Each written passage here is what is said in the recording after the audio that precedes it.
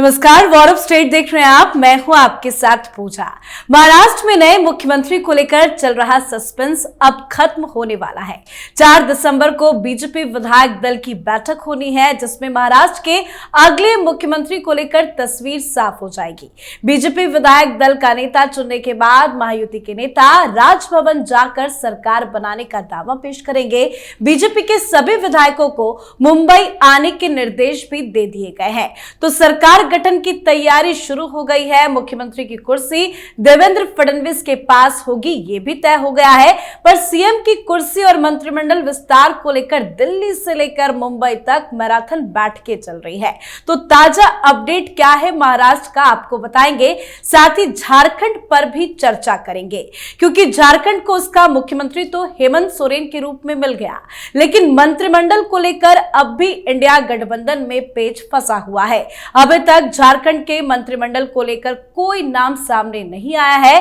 Congress JMM के बीच में जबरदस्त लड़ाई छिड़ गई है। आरजेडी में भी बवाल मच गया है। तो महाराष्ट्र और झारखंड पर चर्चा के लिए मेरे साथ स्टूडियो में मौजूद हैं कैपिटल टीवी के editor in chief doctor Manish Kumar और एग्जीक्यूटिव एडिटर राजीव जी।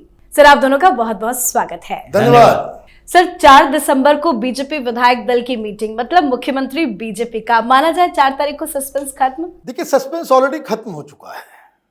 अब ये सिर्फ मीडिया में कुछ लोग जो खबर बनाने के लिए खबर बनाते रहते हैं, एक बवाल क्रिएट करते रहते हैं, अफवाह का बाजार गर्म करते रहते हैं। मैंने तो ये भी सुना है, बहुत सारे लोग ये कह रहे हैं, और खास करके वो पत्रकार जो कांग्रेस पार्टी की तरफदारी करते हैं, मोदी से जिनको घृणा है, बीजेपी को हारता हुआ देखना चाहते हैं, कि भाई बीजेपी को तो मात्र 132 ही सीट आई है, बाकी सारे लोग इकट्ठा हो जाए तो बीजेपी को सत्ता से दूर रखा जा सकता है। माने फ्रस्ट्रेशन लेवल इस कदर लोगों का चला गया है कि आप कहानियां बना रहे हैं। और कुछ जगहों पे ये एकनाथ शिंदे साहब ने भी इस आग में जो है घी डालने का काम किया। हकीकत क्या है वो बहुत ही क्लियर हो चुका। अब देवेंद्र फडणवीस मुख्यमंत्री होंगे, 2 डिप्टी सीएम होंगे, अजीत पवार और एकनाथ शिंदे। अब ये जो बवाल चल रहा था कि गृह मंत्रालय भी चाहिए, पीडब्ल्यूडी भी चाहिए, नगर विकास भी चाहिए, राजस्व भी चाहिए, सब कुछ उनको ही चाहिए। भारतीय जनता पार्टी ने कह दिया कि नहीं, इतना डिमांडिंग मत बन जाओ।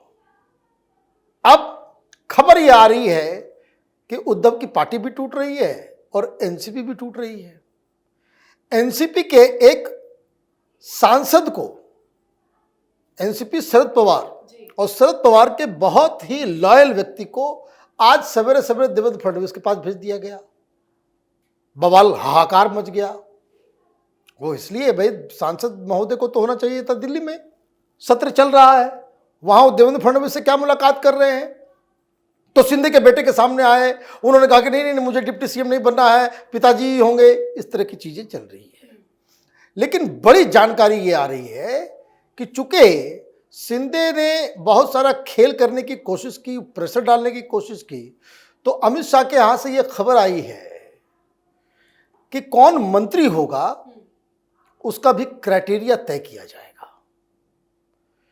कि जो ऐसा नहीं होगा कि भाई शिंदे साहब अपनी पार्टी से जिसको भी चाहे उसको मंत्री बना दे, या अजीत पवार जिसको चाहे उसको बना दे। Bharatiya Janata party is now dictating terms.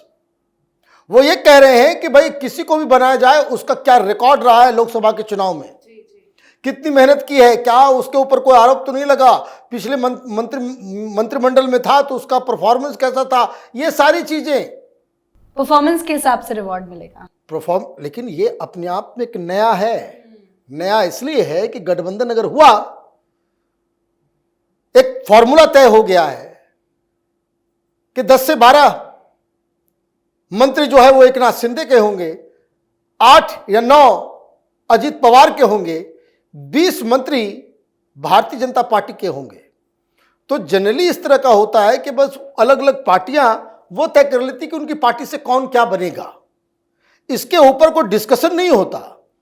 लेकिन अमित शाह ने यह कहा कि नहीं, इसके ऊपर भी डिस्कशन होगा।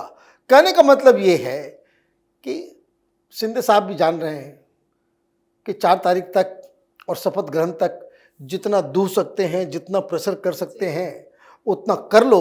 सरकार एक बार बन गई फिर 5 साल तक को उसमें बदलाव बिल्कुल सर, सब कुछ तो क्लियर है, देवेंद्र फडणवीस ही सीएम होंगे, लेकिन जिस तरह की बयानबाजी हो रही है, एकनाथ शिंदे इच्छा व्यक्त करते हैं, जिस तरह से वो बयान दे रहे हैं, क्या वाकई में वो नाराज हैं क्या? देखिए, नाराजगी तो किसी के अंदर हो सकती है। अगर सीएम की कुर्सी एन किन प्रकारेण उन्हें मिल जाएगी तो इससे बड़ी बात उनके लिए कुछ नहीं हो सकती। तो थोड़ी नाराजगी तो है ही कि हमारे हाथों से जा रहा है, फिसल रहा है, सत्ता की कमान नहीं होगी हमारे हाथों में। फिर हो सकता है शिवसेना के जो उनके विधायक हैं उनके पावर भी कमजोर हो जाते हैं जब भारतीय जनता पार्टी का सीएम होगा। और देवेंद्र फडणवीस जैसे व्यक्ति अगर सीएम होंगे तो फिर एकनाथ शिंदे उनके सामने डिमांड नहीं रख सकते। तो समस्याएं तो उनके अंदर है और कंफ्यूजन भी है इस बात को लेकर कि हम कौन सा पद ले, डिप्टी सीएम बने कि नहीं। उनके आसपास के लोगों ने समझा दिया भाई सीएम से डिप्टी सीएम बनोगे तो हो सकता है आपकी प्रतिष्ठा कमजोर हो जाए। ये सारे कंफ्यूजन लीडरशिप में आती है और उसमें लीडर का काम यही होता है कि उन कंफ्यूजन के बीच आप भविष्य दृष्टा बनो, भविष्य की राजनीति को देखो। और एकनाथ शिंदे अब इस कंक्लूजन पर पहुंचते नजर आ रहे हैं कि वो देख रहे हैं कि बार बार बात करेंगे, मोदी शाह जो कहेंगे वही बात हम मानेंगे, लेकिन फिर भी उसमें बीच में कहीं ना कहीं तीसरे चौथे पर्सन को घुसा के और एक कंफ्यूजन क्रिएट करने की कोशिश करते रहे ताकि भारतीय जनता पार्टी किसी तरीके से मान जाए। हो सकता है कुछ दिन के लिए ही मान जाए कि नहीं नहीं अभी ये परिस्थितियां छोड़ दीजिए, अभी शिंदे को ही सीएम बना दीजिए, कुछ दिन के बाद हम परिवर्तन करेंगे नेतृत्व का।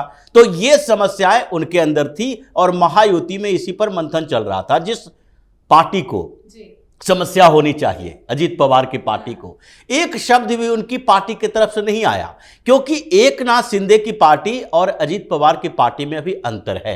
एकनाथ शिंदे अभी नया नया किसी पार्टी का कमांडर बने हैं और अगर ये सोचते हैं कि ये जो शिवसेना है उनकी शिवसेना है तो ये उनका भ्रम है। ये शिवसेना के लीडर नहीं है बल्कि शिवसेना के एक संयोजक है। उनके आसपास जितने विधायक हैं उसमें से 80% विधायक ऐसे हैं जो इंडिपेंडेंट अपनी सोच विचार रखते हैं। वो शिवसेना के उस विचारधारा के आधार पर इनके साथ आए, कोऑर्डिनेट कर रहे थे सबको। अभी अगर इनको लगता है कि जैसे शरद पवार की पार्टी है या फिर लालू यादव की पार्टी है, अखिलेश यादव की पार्टी है, स्टालिन की पार्टी है, उन सारे क्षेत्रीय पार्टियां जिसमें परिवारवाद चरम पर है, जो अपने बेटे को ही अपना उत्तराधिकारी बना सकते हैं, वो पावर अभी शिंदे के पास नहीं आई है। ये शिंदे अभी जो जीते हैं वो भारतीय जनता पार्टी की भूमिका के कारण जीते हैं और ये सारी पार्टियां एक हो जाएगी, भारतीय जनता पार्टी 132 सीटें लाई है। ये तो भ्रम पैदा करने वाली बात है, क्योंकि भारतीय जनता पार्टी इस चुनाव में 150 से ज्यादा सीटें जीती है। सर, शपथ ग्रहण में जिस तरह से देरी हो रही है उसका फायदा कहीं ना कहीं एमवीए भी उठा रही है। आदित्य ठाकरे कह रहे हैं कि राष्ट्रपति शासन लगा देना चाहिए, अलग अलग बयानबाजी हो रही है, लेकिन शरद पवार के गुट में और उद्धव के गुट में क्या चल रहा है इस देरी को लेकर? क्या पाला बदलने की तैयारी भी हो रही है? देखिए, जिस तरीके से आदित्य ठाकरे अभी नए नए नेता बने हैं और उन्होंने उद्धव ठाकरे को बोलने के बजाय इस तरह के टुच्चे राजनीति में अपने आप की भूमिका बढ़ा ली है, उससे लगता है कि भविष्य में वो भी राहुल गांधी की तरह ही साबित होंगे। जो तरीके हैं इनके बोलने का, अभी 4 दिन हुआ नहीं राष्ट्रपति शासन लगा लो, तो यही बात तो पहले उद्धव ठाकरे को समझाना चाहिए था 2019 में, जो इतने दिनों तक इधर उधर नेगोशिएट करते रहे। यहां सीएम को लेकर समस्या ही नहीं है, यहां किसी गठबंधन की सरकार बनेगी या अकेले सरकार बनेगी इसकी भी समस्या नहीं है। समस्या सिर्फ यह है कि भारतीय जनता पार्टी चाहती है कि शिवसेना का शिंदे वाला शिवसेना, वो जो शिवसेना है वो भी हिंदुत्व की पार्टी है, किसी तरीके से नाराजगी न रहे, वो अलग थलग न पड़ जाए, उसकी भी स्थिति उद्धव ठाकरे जैसी न हो जाए। इसलिए सबको साथ लेकर चलो, गठबंधन में सहयोग जरूरी है। नहीं तो अभी भी भारतीय जनता पार्टी के पास 132 सीटों की बात हो रही है और ये शिंदे की पार्टी में जो 15-16 विधायक ऐसे हैं जो भारतीय जनता पार्टी के नेता हैं और उनकी टिकट पर लड़े थे। अजीत पवार की पार्टी में 6-7 ऐसे हैं और ये सब तो छोड़ दीजिए, छोटी पार्टियां हैं, 1-1, 2-2 विधायकों वाली पार्टियां हैं। वो सब क्या भारतीय जनता पार्टी के साथ नहीं आएगी? जिसको 13 विधायक की जरूरत है उसके लिए कह रहे हो कि सारे यूनाइट हो जाएंगे और जिसको 144 का आंकड़ा पुराने के लिए जमीन आसमान एक करना पड़ेगा, अपनी पार्टी को बचाना पड़ेगा, उसके लिए बैटिंग किया जा रहा है। सर, एक छोटा सा अपडेट आपसे भी चाहेंगे। जो ये मंत्रालयों को लेकर बार्गेनिंग चल रही है, एकनाथ शिंदे की तरफ से कहा जा रहा है कि वो गृह मंत्रालय चाहते हैं, कोई डिप्टी सीएम की मांग कर रहा है, अलग अलग बातें जो चल रही है मंत्रिमंडल और मंत्रालय को लेकर, क्या अपडेट है ये? देखिए, अपडेट बहुत ही क्लियर है। वित्त मंत्रालय अजीत पवार के पास जाएगा, राजस्व और पीडब्ल्यूडी वो शिंदे जी के पास जाएगा, गृह मंत्रालय और तमाम दूसरे जो इंपॉर्टेंट मंत्रालय है वो भारतीय जनता पार्टी अपने पास रखेगी।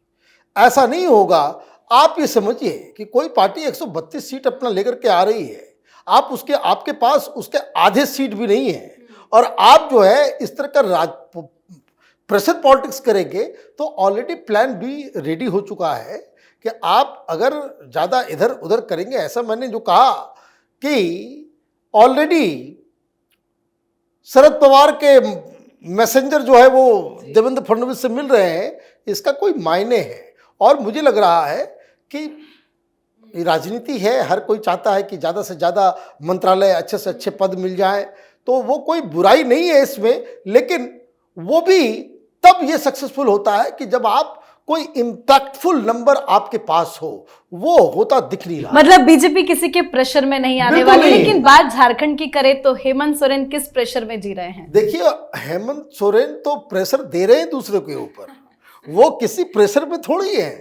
प्रेशर में होते तो उनको हड़बड़ाहट होती कि भाई मंत्री को इकट्ठा करो और लोगों को डालो।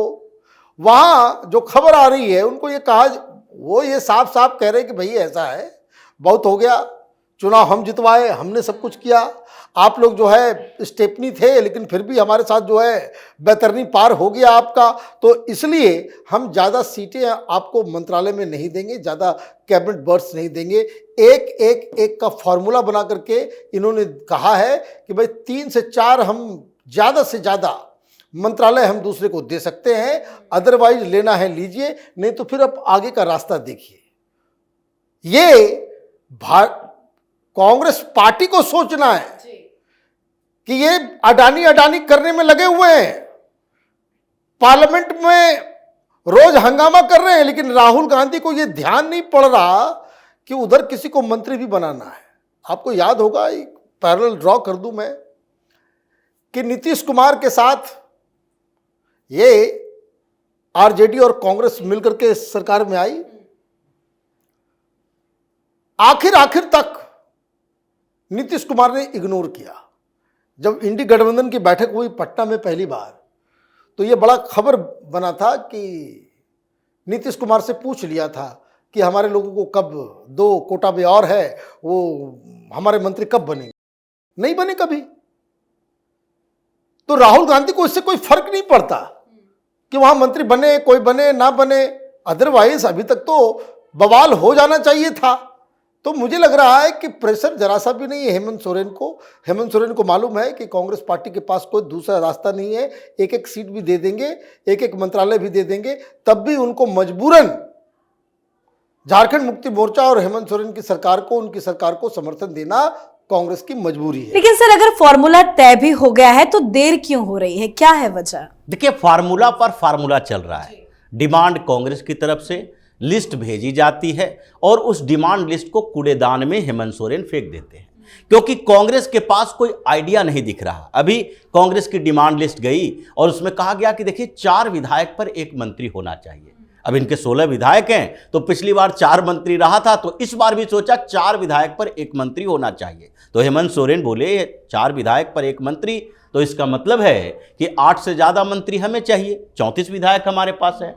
तो अगर 8 से ज़्यादा मंत्री चाहिए तो राजद को क्या देंगे? 12 ही मंत्री हो सकते हैं, तो 7+1 यानी एक चीफ मिनिस्टर, 7 और मंत्री हमारे ही हो जाएंगे। तो फिर बचेगा क्या? 4 बचेगा, कांग्रेस को दे देंगे। और उधर दीपांकर भट्टाचार्य भी वहां पहुंचे हुए हैं कि देखो भाई, हम स्पष्ट तरीके से तो नहीं कह रहे हैं कि मंत्री चाहिए, लेकिन आप गठबंधन सहयोगी के तौर पर अगर हम लोगों ने साथ में चुनाव लड़ा है तो कंसीडर करना चाहिए। राजद कह रही है 1 विधायक भी तो भी एक मंत्री, 4 विधायक भी तो भी एक मंत्री। ये तो कोई फार्मूला ही नहीं होता है। पिछली बार 1 विधायक थे, हमारे मंत्री बनाए, इस बार 4 है तो कम से कम 2 देना चाहिए। और सेक्रीफाइस किसको करना चाहिए? कांग्रेस को, क्योंकि कांग्रेस को हम ऑल इंडिया लेवल पर मजबूती देते हैं इस इंडी अलायंस में उनके साथ रह के। कांग्रेस अलग थलग पड़ जाएगी अगर हम लोग अपने स्टेट में उससे विड्रॉ कर लेते हैं, इंडी अलायंस से अलग हो जाते हैं। इसलिए सैक्रिफाइस तो कांग्रेस को करना चाहिए कि 1 मंत्री ले लो, 2 मंत्री ले लो। यही कंफ्यूजन चल रहा है और हेमंत सोरेन के पास ये डिमांड भेज रहे हैं, लेकिन डिमांड मानी नहीं जा रही है। इन लोगों को सीधे तौर पर कह दिया है, क्योंकि कैलकुलेशन है उनके पास। 34 विधायक अगर हैं और दूसरे राजद के साथ भी रहेंगे, CPM-LA के साथ रहेंगे, CPI-ML के साथ, और उसके बाद 1-2 इधर से आ जाएंगे। आजसू की 1 विधायक है, अब वो उनको कहां समर्थन करना है वो सोचना पड़ेगा। अगर चिराग पासवान की पार्टी है या फिर जदयू है, 1-2 विधायकों वाली पार्टियों को यह नहीं कहा जा सकता कि वो उस गठबंधन और पार्टी में रहेंगे ही रहेंगे। वो कभी भी पाला बदल सकते हैं, सरकार के साथ जा सकते हैं, मंत्री बन सकते हैं या कमेटी में जा सकते हैं। उनको लगता है कि अकेले रह के हम कुछ नहीं कर सकते, तो इसलिए